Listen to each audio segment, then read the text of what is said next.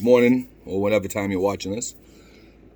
I just had a thought about when and how this Ukraine situation, how we can get out of this situation, right?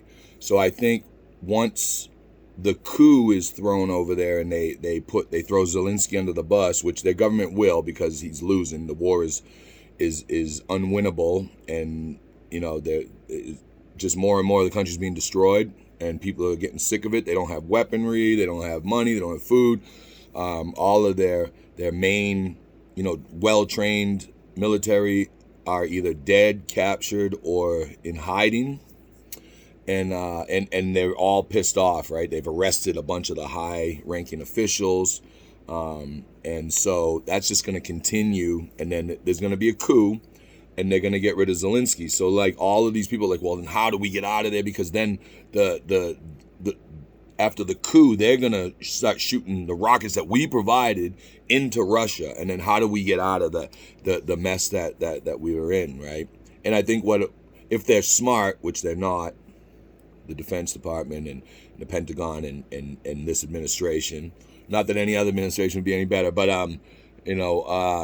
if they were smart, they'd go, well, we had a deal with Zelensky, and since you guys overthrew Zelensky, we're done.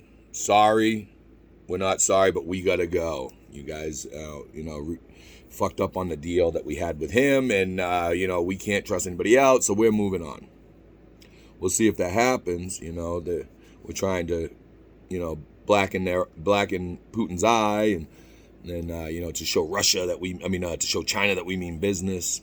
Our military, yeah, we can bomb people and we can fuck all their shit up, but we're not.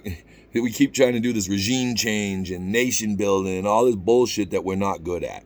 We're good at building destructive machines. We could turn that around and build productive machines, with cooperation amongst the world and the globe, seeing as the place is so much smaller now, and we could actually work together and have like a worldwide minimum wage type of thing, something, you know what I mean, that so that manufacturing doesn't just go from one poverty-stricken country to another one and then leaving them in the lurch again, and we do that all the time, and we got to figure something out. Because just bombing people and killing people for peace isn't going to fucking work. Didn't work before, it ain't going to work now.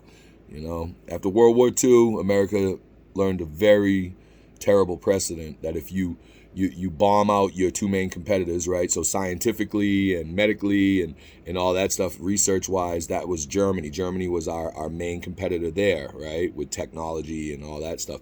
And then Japan was our manufacturing, adversary, right? And so we nuked Japan twice, basically, atom bomb, and bombed, Europe back to the Stone Age, right? And then for the next 60 to 80 years, a good chunk of the population, mostly the middle class and working class white population, did really well for 60 years about, right? And, some of that spread out amongst minorities and poor communities, but not as much. But yeah, so that's my thoughts today on the Ukraine fucking bullshit war.